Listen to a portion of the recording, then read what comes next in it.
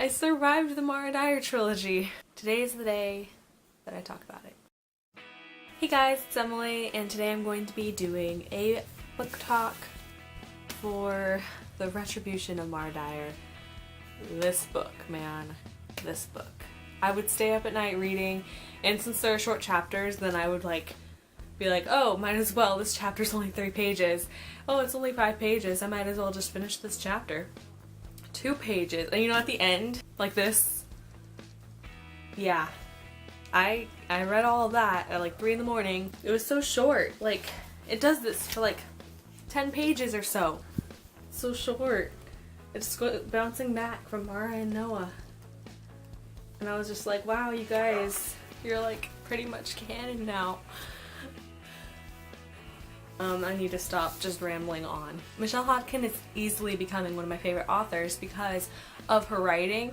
It's so real and natural. It's like realistic because they're teenagers, it's the way teenagers talk, and it's just perfect. She writes from Mara's point of view, and then with the Retribution she started writing from Noah's point of view, which I really loved because you don't always know what Noah's thinking about. You don't know how he feels about things, and unless he says it. But we also didn't get a lot of Noah at first, and it was kind of sad because I love Noah. I was just like, man, where's Noah? I was 300 pages in and he hadn't come up yet, and I was like, where is he? Like, I was so sure that he was alive, so I was just like hoping and praying because I was scared like that maybe he wasn't coming back, maybe he was dead, and Mara was too. I was just like, I'm with you, girl, because that was scary. And since Mara is such an unreliable narrator, I was just like never sure of anything she was thinking. I'm getting chills just talking about it. It was a roller coaster of fear and tears and laughter because of how funny her and Jamie are, and just like sitting on the edge of your seat or bed. And the dialogue between Mara, Noah, Jamie, and Stella was always like on point. I love their conversations because they're so funny when we're in like the midst of this like scary, confusing scene where you're not sure who's going to die, and then they just like reference the Hunger Games, 2 trilogies I love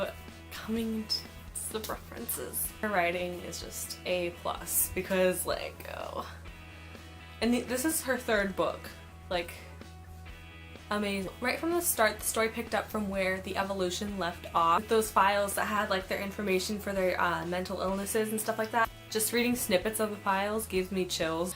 Jamie and then Stella from the Horizons institution place, she was there in the Evolution, and they're like, you know, they find each other, and that was when I was like really had some hope for this book. I have a note that the first 100 pages I was like, where's Noah though? And you know, he doesn't even come in till like around 300, 400, like 400 pages or so. I have a long list of things that I wrote down. The password on Noah's laptop was Mara Shaw. I was like crying at that part because at that part I still wasn't sure if Noah was alive, if he actually survived or what. So I was really crying at that part because that's really sweet, and like, how many people do you think are trying to get that Tumblr URL? The pregnancy scare was like the scariest thing ever when I first started reading this book. I was more scared of the pregnancy thing than I was about her taking out Wayne's eye, because come on, like, who could have impregnated her? It could have been Jew, and it was just really scary, and I was like crying, but I also couldn't stop reading because I had to find out what happened. And yeah, the gene that gifted people had, it was G1821, and the place that Horizons is paying for, the address, is 1281 Live Oak Court, and I kind of have dyslexia, so I really noticed this because I would probably get those mixed up.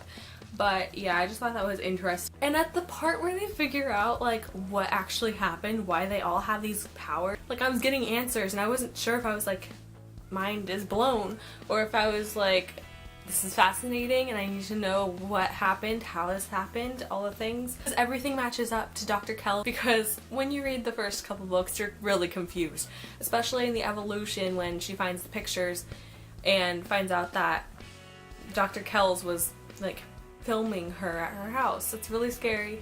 And we finally got some answers. Daniel Dyer is bae. Like, let me tell you, I've loved him since the first book, and like even more so now in the Retribution. It's just, I love him. And it was really scary when he almost died. I was so scared. There were so many times when I wasn't sure if I could trust what I was thinking or what I wanted. I was like, Mara can't die, no. And then she's like passed out, like she could have been dead. And leukemia, I've made a note. Leukemia worked with Dr. Kells. He was suspected to be in research with her. I think he pretty much was. And Dr. Kells traced the gene to Mara's grandma and stalked the Dyers. She enrolled Jude and Claire at the same school and got them to be close with Mara. That was really scary to find out. I don't know, it was just, it all came together and it was kind of freaky. And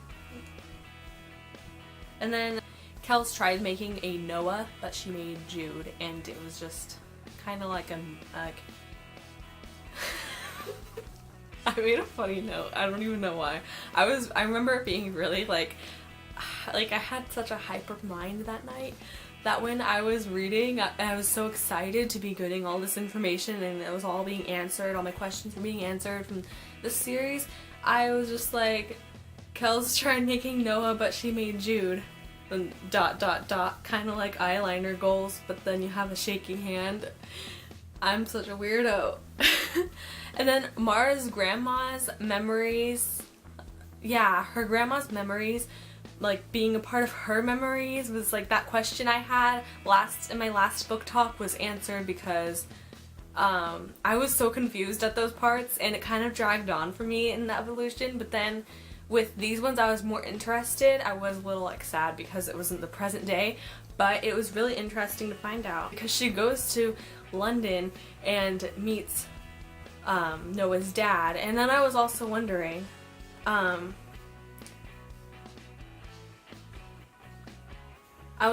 what time period this was, but then I'm also like, it wasn't that long ago because it's her grandma. And now I'm thinking that, and then I also found out later on in the book because Noah was born. And so it's about around the time when Mara was born too, and I think it's kind of crazy how they're connected to the Shaws. How her grandma knew, I can't remember his name, how her grandma knew his dad. What is his name? I read to my class, my creative writing class. We had a reading party at the end of the quarter, and I chose to read the first chapter of The Unbecoming of Mara Dyer, and I realized after reading it, two things. In The Unbecoming, Mara says Claire's twin, more emphasis on that, wishes were to steal her BFF Rachel and torture her for liking Jude. Jude and Claire are actually fraternal twins, but the experiment on Jude made him go through puberty early at 10 years old. And that's why they say, oh, he's older than Claire. Yeah, it was just really like shocking. Kells called her foster kids deaths expirations. That's what they call them when they kill someone with supernatural powers, like Mara, Noah, Jude, Claire,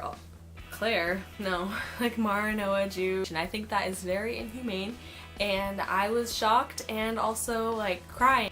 I really did like Stella as a character. She was very nice to Mara, even though she was afraid of her, and I think that even though she did leave, I was a little annoyed by her when she left, because they were in New York now, and they were going to find out what was going on, and they were going to find more answers, like in Noah and stuff, and she was all worried about it, but then she just kind of was like, well, this is what Mara's doing. She's trying to kill people, even though they do bad, they still deserve to live, blah blah blah.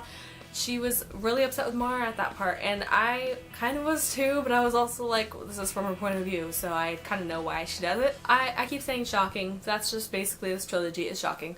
But yeah, I was just like, Stella, you didn't have to leave. Like, I can't believe she left. But I do wonder where she went. Like, where is she now? Okay, this is what broke me, alright? Noah was planned. he was planned to be bred by his parents, and he was born to be a hero and to kill Mara. Yeah, slay the dragon. The dragon equals Mara, and the hero equals Noah. But he fell in love with the dragon, and I ship it. We all ship it. Like, who doesn't ship it? If anyone doesn't ship it, I'm a little surprised. But my heart shattered when Jamie said that he's afraid. When Jamie said that he was afraid of Mara, he told Mara that he's afraid of her. I was just like, my heart broke. It was so sad. And I was really scared that they weren't going to be friends after a while or whatever. Like, they weren't going to stick together, but it's okay because they still are. Noah's point of view, though, it's so awesome. I love him. He's so funny, and like, yeah, there are parts where he's sad. On page 415, Mara and Jamie are like bantering, and he says, their banter is intimate in a way. I'm not jealous exactly, but I feel like a stranger watching them play together. Left out. Cue violins. I missed you, Noah. I missed you. Cue violin. And I love how Michelle played with the Noah and Mara, like, bouncing off with the point of views.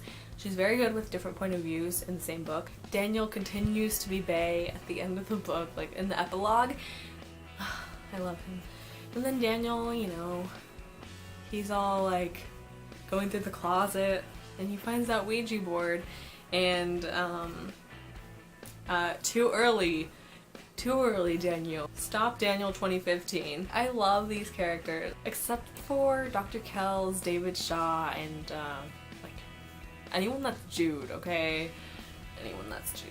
I do feel bad for him though. That was really sad. I was crying when I found out what happened to him. I still am not forgetting those times he hurt Mara, okay? Okay. Well, you know, at the beginning of The Unbecoming of Mara Dyer, there is a like letter type thing going on where she says, my name is not Mara Dyer, my lawyer told me to choose something. But yeah, I noticed at the bottom there are those black marks over some words. One of them is the city, or wherever they are in New York City. The other, I'm guessing, is just the rest of the address, but I'm not too sure. I still am not. I'm thinking maybe it is part of the address because it's kind of like a letter, I guess. And her lawyer, when she mentions the lawyer, is Jamie's cousin, and she was awesome. That was so cool how she covered for her parents and she was her lawyer. And then she was going to help. She could speak out about her experience with Horizon. I think that was really cool, and it's really exciting. I really want more from this trilogy because I think there could definitely be more books. When she took out the notebook and she was going to start writing, and she was like, oh yeah, I think I'm going to start writing or whatever, and then I was like, oh my god, she's going to write that. She's going to write the my name is not Mara Dyer. And I started fangirling, and I was just like reading. This is like 4 in the morning, by the way. We still don't know Mara's real name. Like,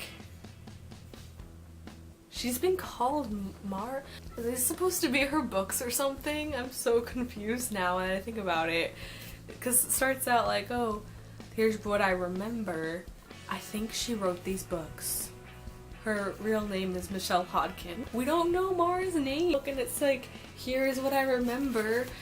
Is this her? Is she writing the book? Because it is from her point of view, and you know, she could have been like, hey Noah, write what you remember. Theory. I just thought of that too. I don't even know what to do right now. Overall, I really liked the ending. Like, I know a lot of people didn't like it. I mean, a lot of people didn't like the ending of Requiem by Lauren Oliver.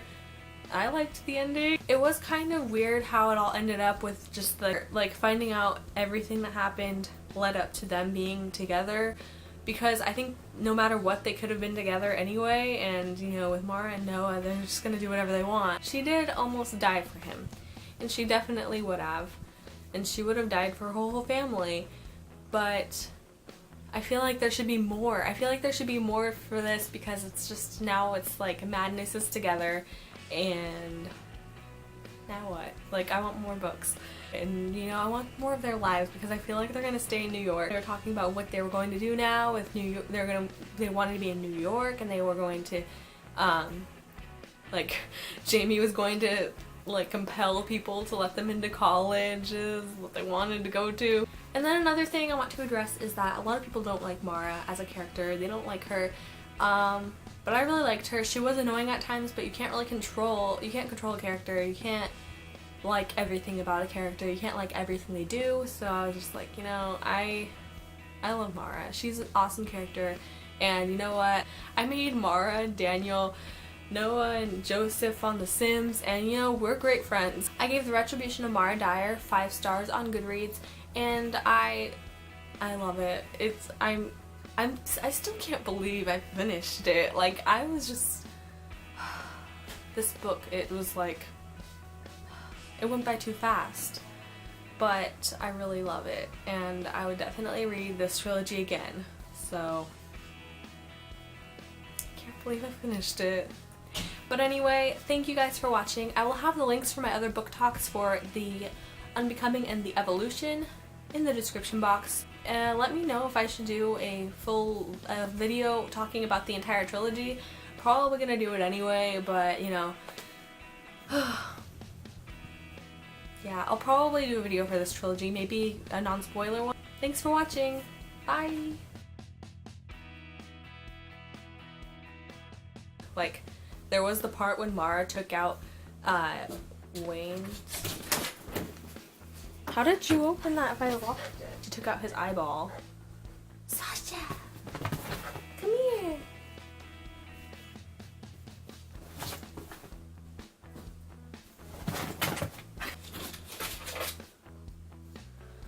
I think that, oh, David Shaw.